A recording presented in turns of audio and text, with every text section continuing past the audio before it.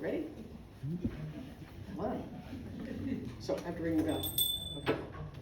It's my pleasure to invite back up to the podium Reverend Dr. Ruth Miller to share her message today of living a responsible search for truth and meaning. Ruth. Thank you.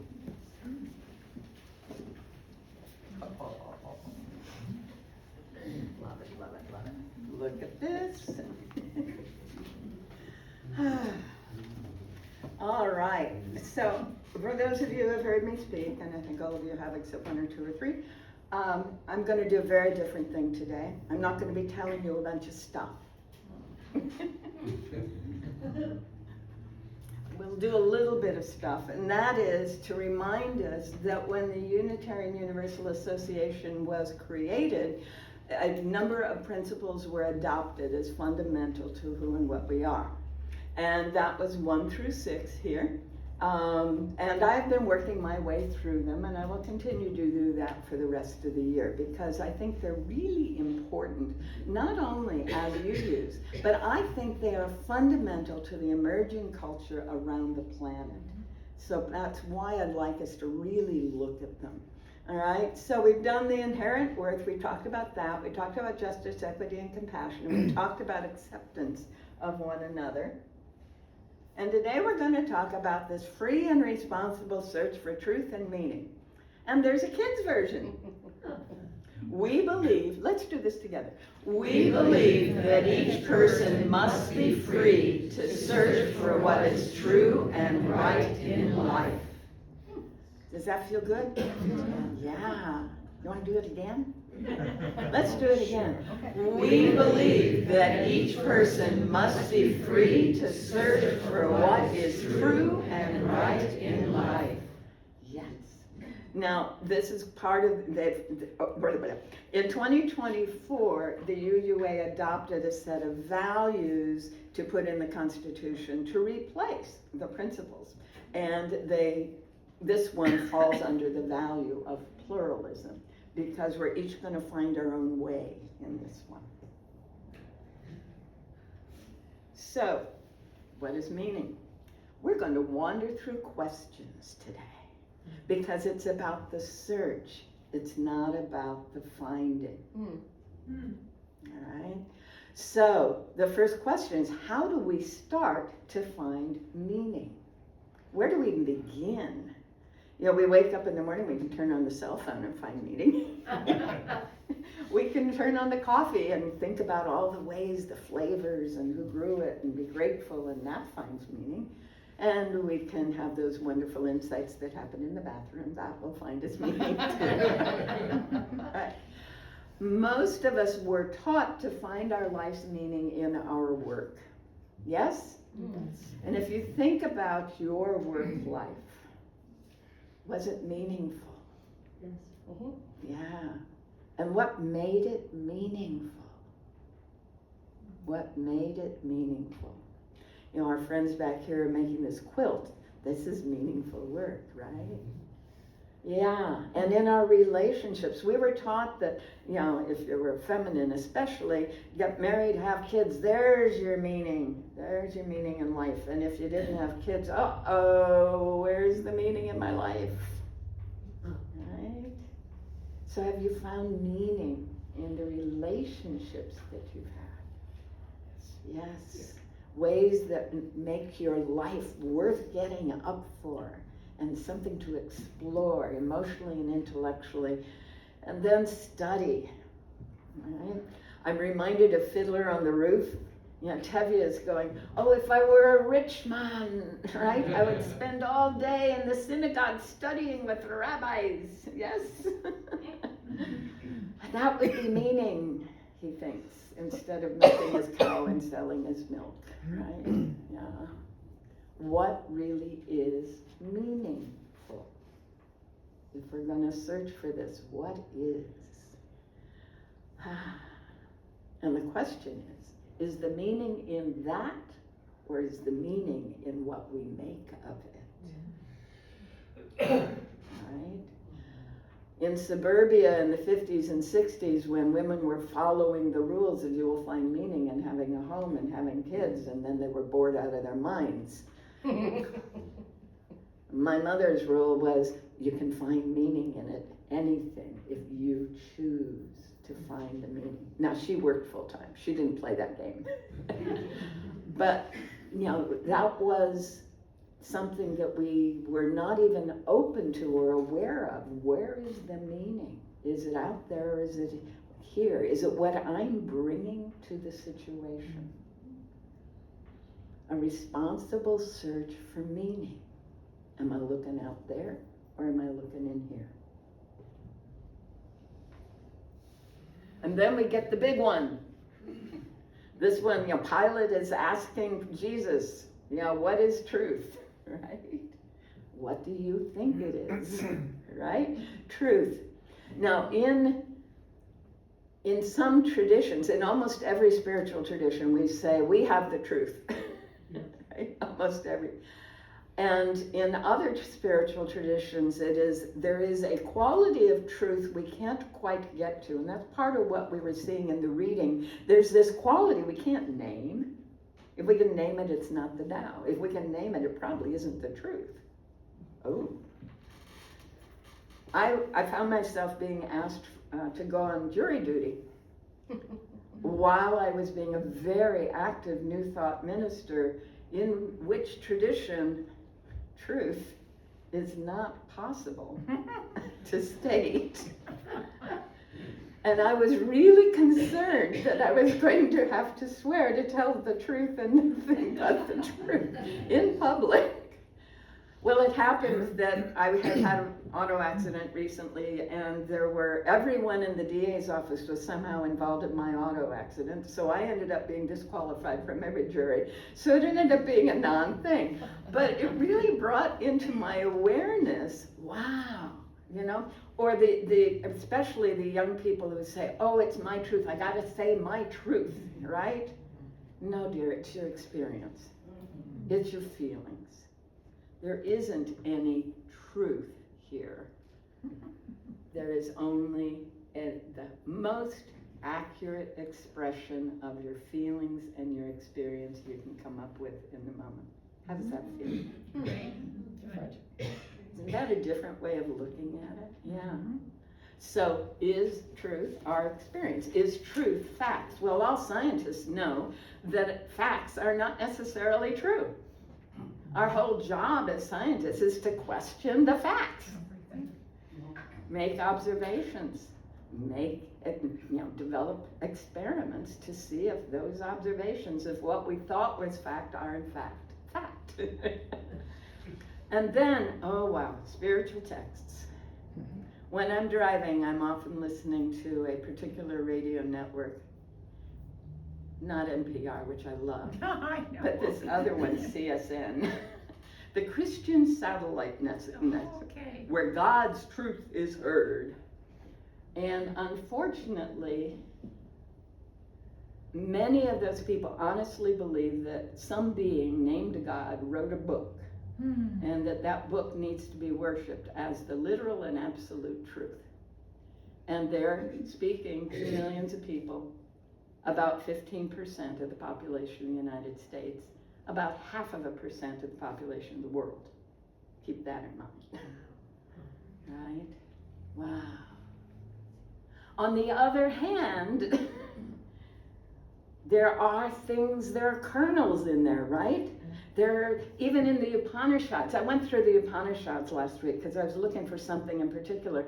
And it's battle after battle. It's hymn to this God and hymn to that God because they conquered and they did this and they have these tools and that weapon. And I'm going, where is the truth in this? Right?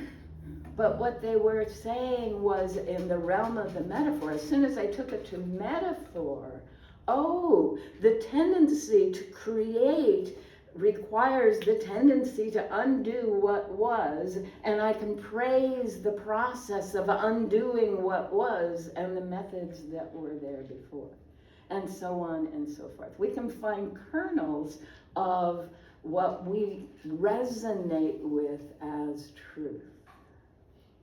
We can't find the actual terms, at least according to Lao Tzu, the ancient master. How do we know that resonance?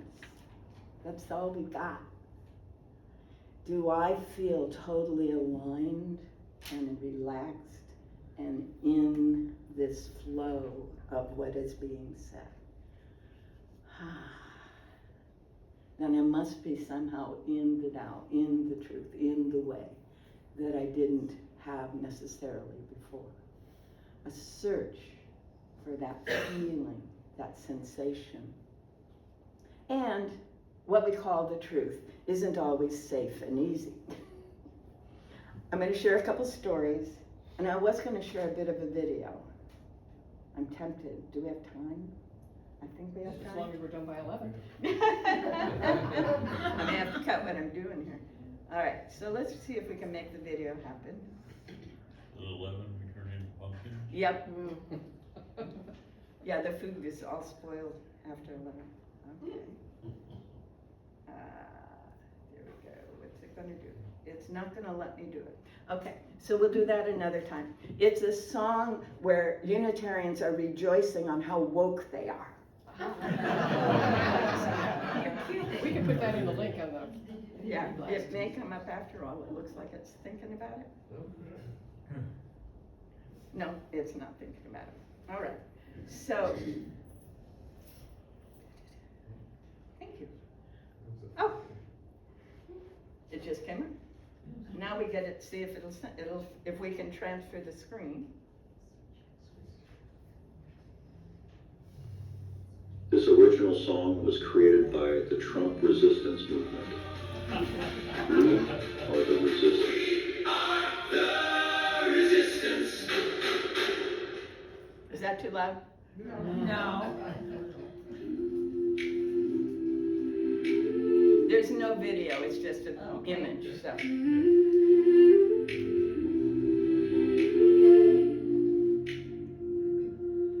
They can call it any name they choose. They can point their fingers, make the evening news. But I was taught this country's strongest when the door swings open wide again. A promise isn't measured by your face or where you learn to pray.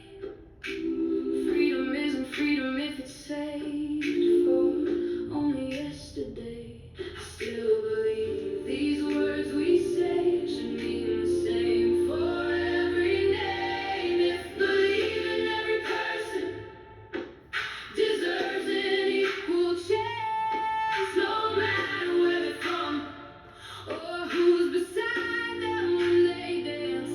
If that's what woke means, then there's nothing left to say. I'm not just woke, I'm wide awake. I've met heroes wearing work boots, scrubs, Sunday suits, and faded gloves. Different stories, different roads, the same red blood, the same hard hopes. The dream gets bigger, not smaller still. When another dream comes true, rising tide was never meant for just a chosen few. The flag flies highest in the sky, but nobody's left standing outside. If believing every person deserves an equal chance, no matter where they're from or who's beside them when they dance. If that's what woke means, then there's nothing left to say. I'm not just woke, I'm wide awake. Wide awake to the truth, wide awake to the pain, wide awake to the work of becoming who we claim. Wide awake to the promise, still waiting to be kept. This country's at its strongest when we don't leave one soul left. No one's asking for perfection, just a fair and honest eye. Justice isn't weakness, it's the beating of the heart. If believing every child should have the chance to dream, every neighbor should be treated with the dignity they need. Believing love is stronger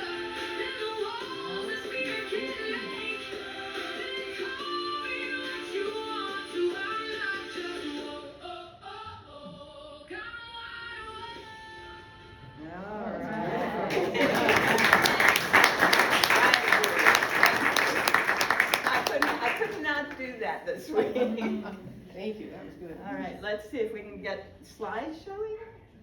Yeah, the computer is really confused now. It doesn't know what I want. Not woke. Right. And it's not by the escape, Right. the escape bar? Hmm? There you go. Whoop, you just had it. I had it, and now I'm trying to get back to the PowerPoint. That's not gonna work. Bottom, bottom, bottom. I know, the cursor disappeared. Especially when it's gonna work. There we go. Have you noticed how the cursor sometimes disappears? Yeah.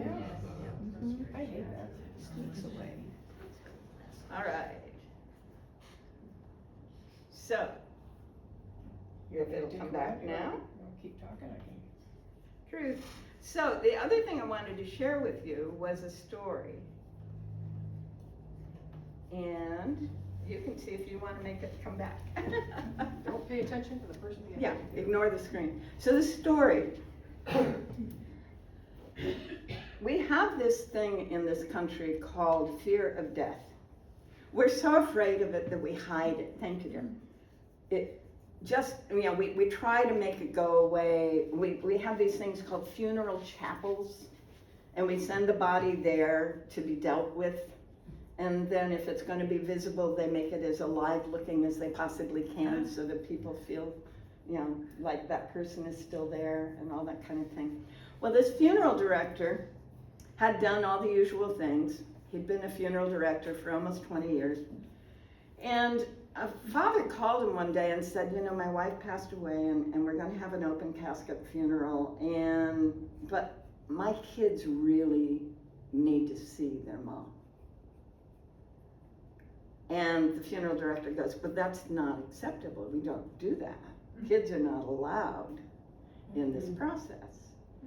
And the father said, no, really. I have a 7 and a 9-year-old. They're wondering when mom's coming home. And so the funeral director sat down with the body and did the best he could to have her be asleep. And then they made the appointment. The kids came in. And they saw right away that was her body, and she wasn't there. And they knew, and they had their own understanding. Well, the word got out, and over the next 18 months, he had 27 families show up with their kids, all different ages, and he found different ways to make it work for different ages. The baby just got to touch mom and knew right away. 15 months. At the end of this time, he wrote an article to share that they understand what we don't get. They get that the person is still alive, but not in the body. The body is a shell, and it's not living anymore. And they're okay. They're okay. So several years after all of this started, he got a call and then got a visit from the now 9 and 11-year-old girls a couple years later. And they said, we just want to let you know how important that was to us. Thank you so much. It's a truth in our culture that children can't handle death. But that doesn't even come close to accuracy or fact. So one of the things we want to do when we're thinking about truth is it something that we were taught as part of this culture, or is it accurate, right? Is it real? Is it something we really can resonate with? We might get a little fearful at first because it's different from what we were taught. And that's the trick, right? What's what? So I'm not woke, I'm wide awake, resonates with us. It really does resonate with us. And I believe that it is closer to a capital T truth than anything that says only some people can have access to some things.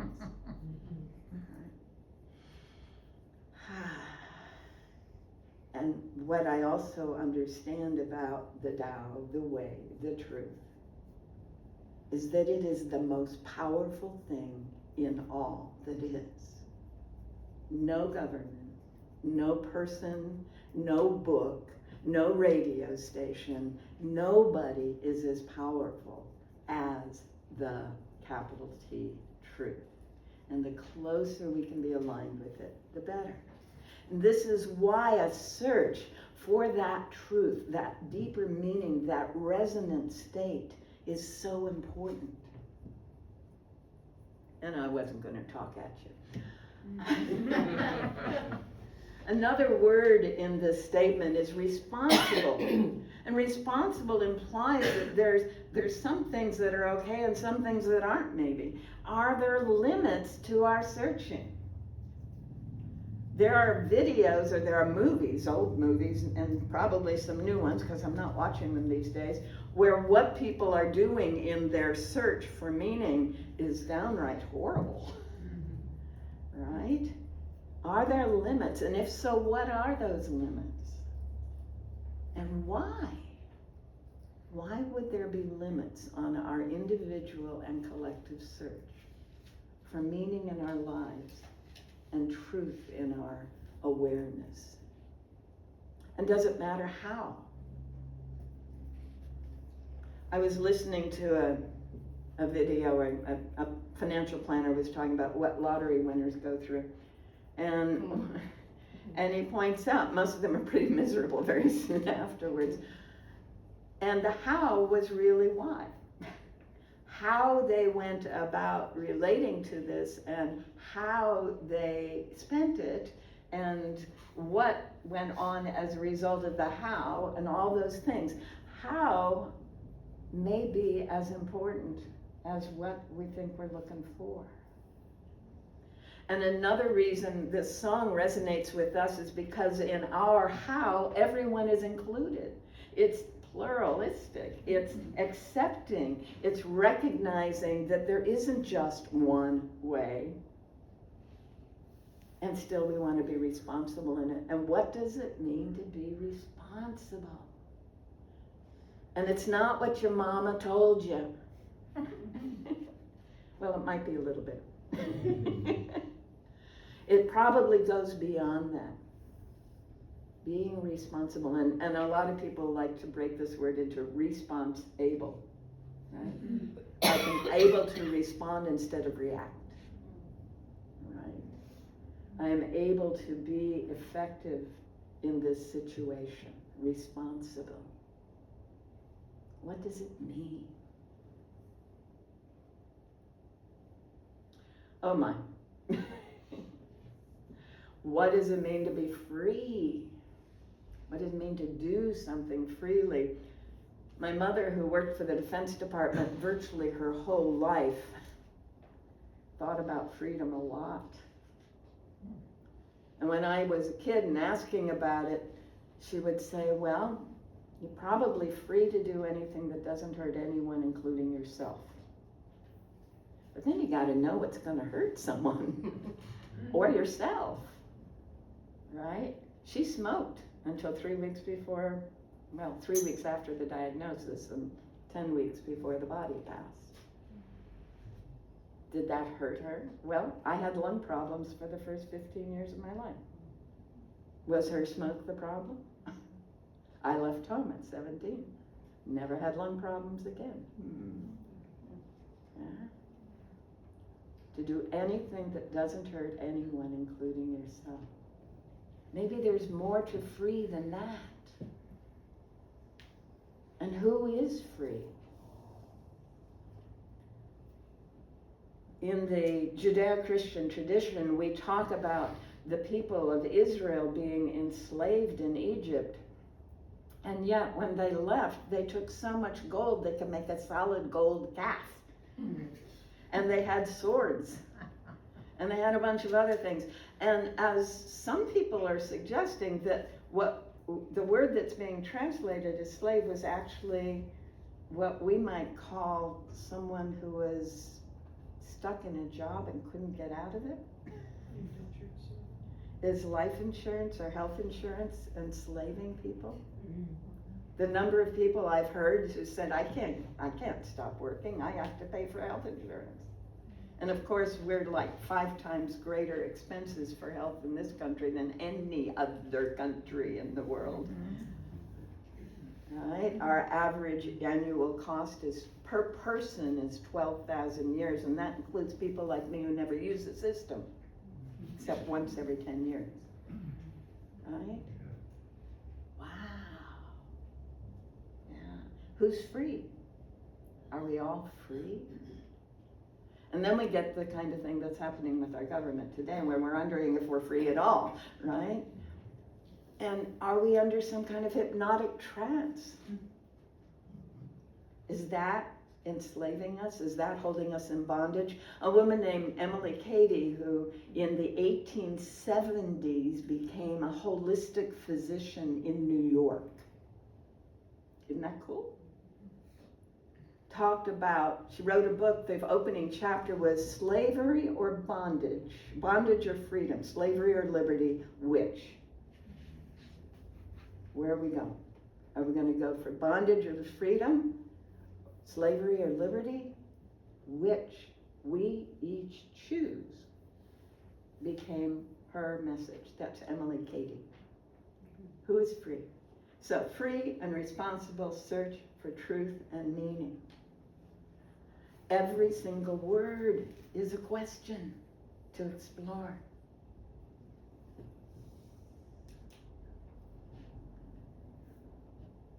An amazing principle.